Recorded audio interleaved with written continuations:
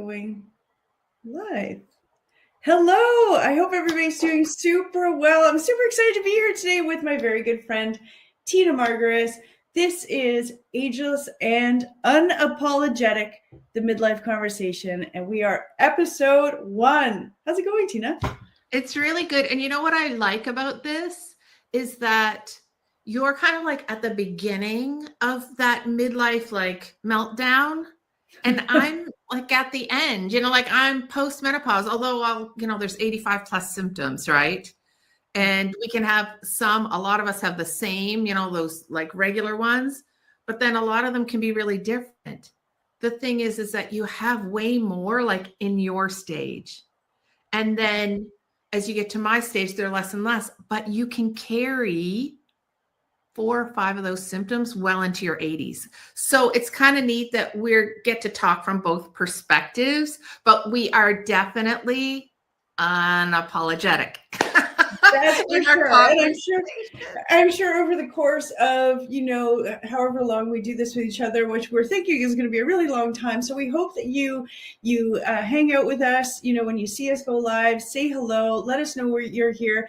And honestly, I think as we grow through this together, we're going to be talking about all the things. And a lot of those things are going to be things that we don't talk about. And that's the most important thing. We are all not alone in this crazy journey called midlife, but it's beautiful and amazing and all the things if you know how to do things right and how to navigate things right. But we're talking about all the things, the messy middle, the other side, everything. Today, what are we talking about, Tina? Today we are talking about kind of like it's super important because I feel like there's pillars for all of us, like pillars in all ways in life. But once you get to midlife, if you can tweak these pillars, then you're going to be on the upside of things. You're going to feel better, look better, like all of the things. And so the first pillar really is kind of like, it's about nutrition and it's about making protein a priority. And as much as it's shoved down people's throats, it's really true because like when you make protein a priority, you're going to have like peace in blood sugar land, you're going to have less inflammation. And so that's what really bothers women a lot, especially it's not even like about getting a handle on the weight gain. If you can just get a handle on this one small tweak, it makes a huge difference. It does help you release some of the cortisol weight, all that sort of stuff. So if you're listening, it really is a big deal. And I remember a few years ago, it was you, like at that time, you and I were just getting to know each other and I was struggling with my weight. I gained 26 pounds. My face looked like a plate. I was so round. And I remember it was you that, really taught me sort of the basics of like nutrition, even though I love food and I always imagined that I was doing things the right way and eating the right way. But then you really simplified things for me. And that's when a lot of things clicked into place. It really is so important for us to gauge our protein and get in check with our blood sugar. Yeah. And you're right. It's simple. And that's why we're going to talk about it. We're going to talk about that, not in every episode, but we'll always be the two people talking about it till we're blue in the face, as I think other midlife wellness advocates will too. So like if you feel puffy, achy, tired all the time, right? And your body reacts to so many things, then today you want to hear what we have to say, especially about protein, for sure. Amazing. So let's talk about protein then. I mean, why is it such a big conversation out there? What exactly is the importance and, what should women think about when they are, thinking about their nutrition for the day, or they do have those goals, or they are really struggling with those symptoms that we're talking about and the weight gain and all the things, why is it so important? Well, I just think it's really important. First and foremost, like we have a number of different things we have to think about: holding on to lean muscle, predominantly blood sugar or that insulin resistance kind of thing. Like those are the two key things for us. And I want to be clear This is not medical advice, guys, right? But I will tell you, it's definitely expert advice, right? But I just think, if you are somebody who's taking a lot of medications and that sort of thing, you always want to run that by your healthcare professional for sure, but I'm letting you know it's expert advice for sure, right? And I think too, when somebody hears the word like, oh, nutrition or protein first or all those sorts of things, they think about restriction, right? We're not going to do that. We're not going to that restriction thing. That it's not the diet culture that we grew up in for sure. But I want you to know, like, protein, making it a priority, or saying protein first, like what's on my plate first, the protein, it changes everything. It is the queen, the absolute queen mother of all midlife eating. Don't let anybody tell you different. And really helps with even just feeling more full and satiated, right? Like, instead of having those empty calories throughout our day, stocking up on protein. I mean, I know that for myself, I tend to be so much more satisfied throughout my day. Yes, all the perks of burning more calories and gaining more muscle, but also just the idea of eliminating snacking, like all the unwanted calories that we just don't want to eat, right? Yeah. And I mean, the other thing is too, like, we're always talking about having protein because it helps us to hold and build lean muscle. And so, like, when you talked about the speeding up of metabolism by utilizing protein, really what you're saying is when you're holding on to lean muscle burns more calories, right, than the other aspects of your body, the fat, like those sorts of things. So when you're holding on to your lean muscle, then your metabolism is running at a faster rate. And so you're totally right. And about the cravings, all those different things. Listen, adding protein can even help change your mood, right? Wow. It can do all of those things. So I want to talk about how simple it is. So breakfast. And you can give lots of ideas too. If I miss something, make sure you hop in there. But it's as simple as like eggs or egg whites or Greek yogurt or a protein smoothie, or adding cottage cheese if you're a vegan or a vegetarian, utilizing tofu to scramble. And here's the other thing too. Lots of people say to me, I don't like this. I don't like that. I'm like, wait a minute. Okay, I'm talking about whole foods here. Like, what don't you like about whole foods? How can you tweak a whole food that you don't necessarily like the taste of to be something that's great for your palate? Mm-hmm. Yeah, you know what I mean? Yeah. And how many women also, when it comes to the, I don't really eat breakfast, but then they don't really understand why things are going on, with their body, how they feel throughout the day, the reason why they might snack or binge eat at 11 o'clock, because by that time they're ravenous and starving. You know what I mean? Yeah. And then I'm just going to touch on this quick because I'm sure we'll do maybe a whole episode on this. But when you're in midlife, and I'm not talking like in your 30s, I'm talking like 40 plus, when you start to have those perimenopausal symptoms, that sort of thing, and you utilize true intermittent fasting. And by that, I mean like a big window of not eating, like over 16 hours of not eating, and maybe eating in a really small window. That is not good for your health. And I am saying this because when we talk about cortisol, we're going to talk about what happens when we're fasting in long windows. We raise our cortisol level even higher. Why is our abdominal fat appearing? Because we have cortisol receptors in our abdomen, and the body recruits fat and puts it there. So that's just one example. Can we eat in like a different type of window, a sub method? Absolutely. And we're going to talk about that too. Right. So I'm just saying to you, not eating breakfast, it's not a good thing for us. We can still do a sub method of intermittent fasting, which I might as well say is 4-4-12, right? Eating your breakfast, waiting at least 4 hours, eating a lunch, at least 4 hours, eating your dinner. And then what happens? There should be 12 hours in between when you put the last bit of food in your mouth until breakfast. Well, 8 of those hours you should be spending at rest. I'm not going to say sleep because that's a whole other topic for us to talk about too, right? But your body should be at rest. You shouldn't be eating in the middle of the night, any of those things. You shouldn't be craving foods in the middle of the night, but you'll have that 12 hours before your next meal. That's just enough. It's perfect. Right. So I talked a little bit about breakfast foods. What do you think about lunch? Like, what proteins would you add to your lunch? Myself?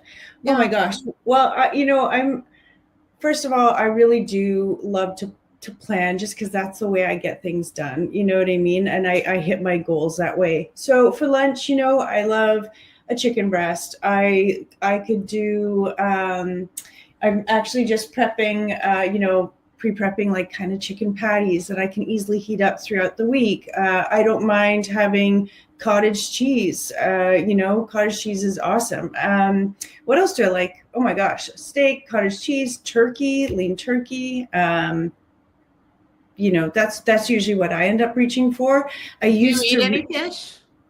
Do you eat Oh, fish? yes, I do. Yeah, I definitely grew up more of a meat and potatoes girl for sure. But yeah, I love salmon. If anything, I love salmon. Mm-hmm. Yeah, and I think some of the other things too, like when people think of lunch, they don't like we're not in Europe sitting at a villa overlooking water. Yeah, Like, yeah. we're gonna have this nice leisurely lunch, right? Like usually lunch for I think a lot of North Americans is like on Quick. the go. Yeah. Right? Or you're going to work. So you're packing a lunch, right? Because if you pack a lunch, you don't end up buying something that's packaged. Yeah. Right. So like Vanessa said, like she likes to pre-prep stuff on Sundays, make chicken patties, all those sorts of things. It's so cheap to buy those little black with the clear cover on Amazon, those little things, and you could stack lunches and make them. I know that when I was commuting back and forth to work, I would do on Sunday all my breakfasts and my lunches. And because we had a fridge at work, I packed 5 days worth. And then on Monday, I took them all in. Right. So every day, I didn't even have to pack it at home. Everything was done on the Monday, sat in the fridge at work, like in, one of those grocery freezer bags. So I wasn't like displaying all my food for the whole world, whatever place I was. But it totally worked for me, like doing something like that. So doing that instead of grabbing something fast is way easier. But let's say like you're like in a pinch. Honestly, a little thing of cottage cheese and a can of tuna that you flip open. Tuna's good. Mm-hmm. Yeah. Right, you're in there. Like you're in there. You've got the protein from the tuna. You've got a little bit of fat from the cottage cheese plus more protein. And then you could just like have a piece of fruit, a fibrous piece of fruit, and you've got your fiber in there. Yeah. It's all good. And the same thing is too, like, making enough supper to have leftovers if you're not that person that pre-makes things. Yeah, I remember, this jogged a memory, but years ago, I was still working in the restaurant industry, and there was a girl that I worked with, and every day when she got to work, she had her cooler bag, and she always had food. And I would say, do you do this every day? Because at that time, I just didn't even think like that. I had goals. I was just starting to go to the gym at that time. I was like, do you do that every day? And she said, the only way you can control what goes in your body is if you make it yourself. And that really stuck with me, because let's face it, the modern day diet, the food that's convenient for us is just full of so much stuff that we just don't want in our bodies. As much as I can do the prep and get things ready, first of all, it takes so much time during the week where we don't have to think about those things. But also it saves you money, you feel better, your body looks better, everything, right? It's really worth it. Yeah. And I mean, like you said, when you control what you put in your mouth, I mean, the only thing, this is what happens. I will go into the bakery section, for instance, like and the grocery store. And all it takes is for me to pick it up and look. And then I look at the ingredients and then I'm like, I can't do it.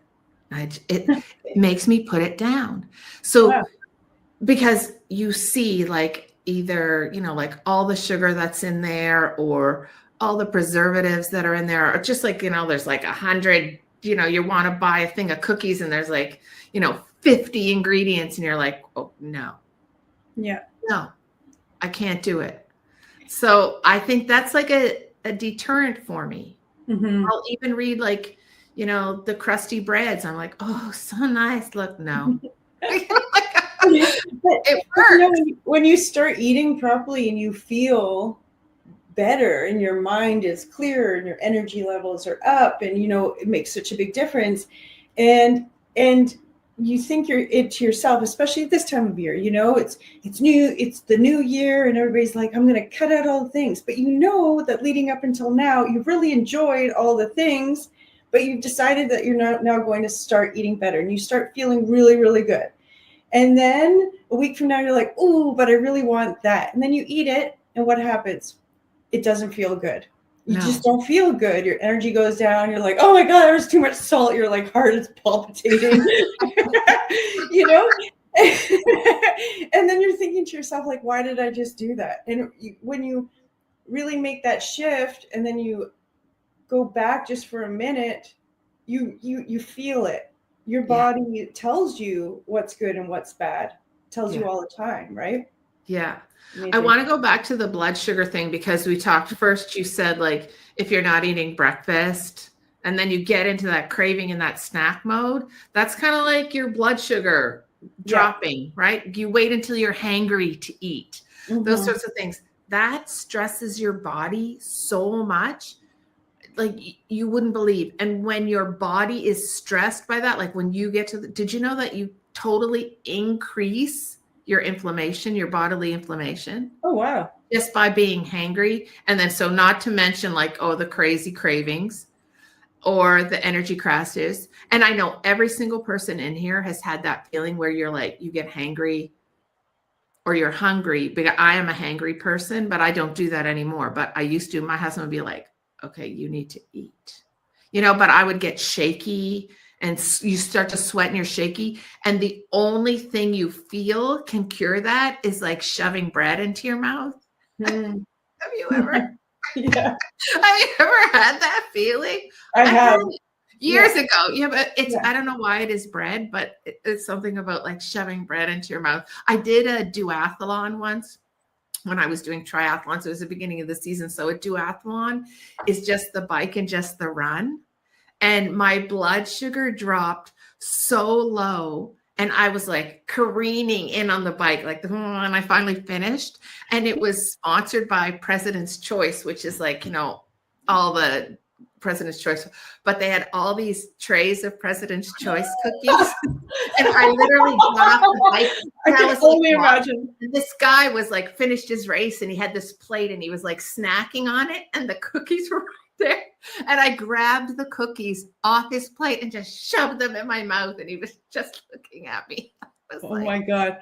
That is truly a blood sugar crash. You just brought that up a memory. So when I was married, my ex-husband, we decided we were going on this hike, 18 kilometers by foot with packs, sticks. We camped for like 4 nights and we walked. It was crazy. It was crazy. All of our food, we were down to our last little bit of food, and I think he had to go somewhere and I was like, I'll go get the car because we're at the finish line. And all the way in the car, I think my blood sugar dropped so much.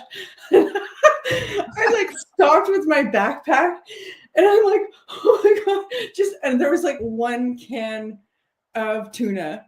And I was on the side of the road with my fingers. Like, I just need to eat. I thought I was going to die. Like when our body, when you're not feeding it well, oh my God, I was like in the car, like, but okay, we don't want you to get to that point, No, anybody. we do not want to get to that point. Here's some signs. Like if your blood sugar gets too low, I want you to think about this, or your blood sugar is out of control. So if you get hungry very quickly after eating, I will let you know, oats and oatmeal does this for me. Within a half an hour of eating oats, for whatever reason, it reacts with the way I am. I'm starving.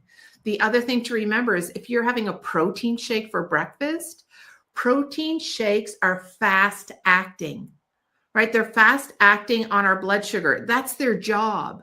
Mm-hmm. That is why I always say you must add a little bit of fat, throw some chunks of avocado in. You won't taste it, right? But then it makes it slow acting. Or I add egg whites, or I add cottage cheese. I actually add all three of these things to my protein shake every morning. Yeah. You won't taste any of them, right? Mm-hmm. But that is, if you have just a protein shake with nothing else in it, no added fat or no added carbohydrate, you are going to be hungry within an hour, because it is meant to be fast acting. It's meant to go into your system really quick. If you're shaky or irritable, like we both gave our examples, right? Or afternoon, like crashing in the afternoon, you know, like when you're driving home from work and you're like, oh, I just need a coffee to stay awake to get home. I used to do this all the time. And as a Canadian, we have Tim Hortons with these little donuts, and I'd be like, oh, just 2 Timbits. Yeah, just 2 Timbits with my coffee, whatever. That's the crash, right? Yeah. Or having really intense cravings at night, or waking up hungry in the middle of the night. That is all signs that your blood sugar is out of whack. And then obviously if you're feeling puffy or inflamed, again, blood sugar out of whack. So we need to keep the blood sugar piece, right? It's so, so important. And there's just 3 things that you can do, and it's not difficult. It's not hard. We're going to think about protein first. We're going to add fiber, right? Always to everything that we're eating. And we're going to add, and when I say fiber, then I'm kind of talking about carbs, right? Like veggies, fruit, that sort of thing. And then you're going to add healthy fats, avocado oil or avocados, olive oil, nuts, seeds. I am not talking about canola oil. I'm not talking about sunflower oil. I'm not talking about any seed oil, any peanut oil.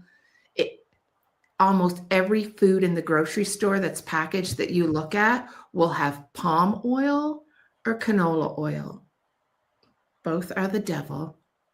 Both are the devil. About that. Okay. Give me an example of a snack you would have. Oh, well, I have a few different snacks, but before I go there, I just want to, you said something that I think some people would be like, wait a second, carbs, vegetables. So I think a lot of times when people think about carbs, they think about bread, pasta. So when you're talking about carbs, what are you talking about? So I'm talking about vegetables and fibrous fruit. Yeah. Or you can look at grains, right? Some grains like brown rice or sweet potatoes. You don't want white foods. Stuff that has white flour in it, or stuff that has, or white rice or white potatoes. They're high glycemic. So what they're going to do is they're going to make your blood sugars react faster than those low glycemic carbs. Amazing. Yeah, and as far as snacks, so I mean, I really do try and stick to the 4-4-12. Like I'm really excited about my own personal goal is just getting back on, that's something else. But 4-4-12 for me is, 3 full meals, protein, healthy fats, complex carbs, fiber, 3 times throughout the day. So breakfast, lunch, and dinner, 3 to 4 hours in between at least. If I were to have a snack, I think one of my favorite snacks is, what do? I do half of a cup of blueberries, 1/4 cup of cashews, and this is like when I'm feeling like I need something sweet, and like an ounce of dark chocolate. That is like my favorite snack that just makes me feel really good. Yeah. Or else, of course, a quick one is apple and almond butter. You know what I mean? Right. Yeah. Perfect. So Yeah. the last thing I think we should talk about, because we've been on like quite a bit of time today, is like what your plate should look like. And you just mentioned it, that you're going to have a protein, you're going to use complex carbs, you're going to have like a healthy fat. It's so simple, so simple. And kind of like, just so everybody knows, like Vanessa and I are part of a really great group called Menopause Unlocked. We teach all that for free inside that group. And so I think it's super important that if you're somebody who feels like they need a little bit more education or a little bit more help, that information and those free resources sit inside that group. And everybody that's going through perimenopause, menopause, and postmenopause is invited to that group. The things that we talk about inside that group vary. We'll be talking about them with these episodes. But in the guides section, we have all the nutritional information, the 4-4-12 we talked about, how to prioritize protein, what your snacks can be, all of those different things. But we also talk about menopause appropriate exercise. We also talk about handling stress and cortisol. And we also share about the targeted supplementation that we utilize in midlife. Notice that I said targeted. I'm not like the stuff we talk about is for our demographic specifically. We're not just throwing stuff out into the air saying you should take this, this, this, and this. It is really targeted for our demographic to help replenish and help like solve a lot of issues. And everybody's invited. When you listen to this, if you happen to listen to this whole episode, just know you're invited. You can always drop into the comments or send Vanessa and myself a messenger and say, hey, I'd love to come into that group. We'll send you an invite.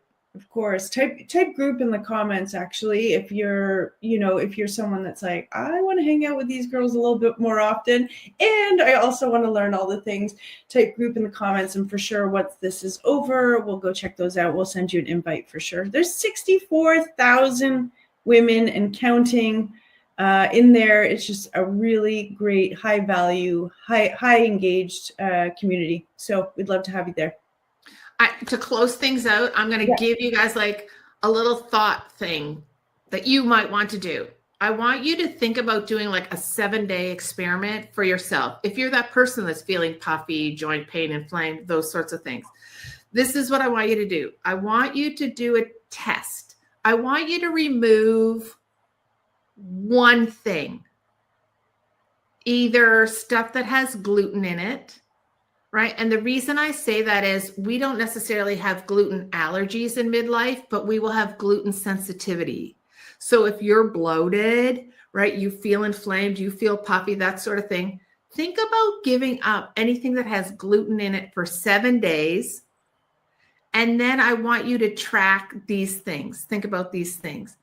How's your joint pain after not having the gluten? Are you still bloated? Are you sleeping a little better? Do you have more energy? Are you pooping? Like, what are your bathroom habits, right? Cravings or your mood. One other thing, if you wanted to like, oh, you're not giving up gluten, I'm not doing that. What about dairy? Now, I love Greek yogurt. It doesn't affect me, but dairy can be very inflammatory for women our age. Make a choice. Hey, maybe for 7 days, I'm not going to have milk, cream, cheese, or yogurt. What's happening? How's my joint pain? How's my cravings? Do I feel inflamed? Am I sleeping any better? How's my energy? You need to do those little kind of tests for yourself. So that's kind of like my challenge leaving this week. That's great to see. Yeah, that's a great takeaway. I'd be so curious to hear if you do try it. Yeah. Please let us know how that goes. Yeah. And if we can support you in any way, please reach out. I mean, gluten's a thing for me. So if I know I'm having pizza Friday night, I'm like, oh, okay. I got like 6 months pregnant in an hour and a half. I'm going to like it, but I'm still know how I'm going to feel. And that stops me. Kind of it's the same thing. Stops me from over drinking. Who can afford to feel hungover when you're trying to micromanage all the other stuff, you know? No kidding. Yeah, no kidding. Well, my friend, I'm excited. All right. Number one. What? You can let us know in the comments if it was all right, or let us know in the comments of topics you might want to talk about. We have a bunch set, right? But you can let us know if there's something that you really want to talk about. And if you feel like it's too private to type in the comments, you can send us either a messenger. Yeah, we will unapologetically talk about it.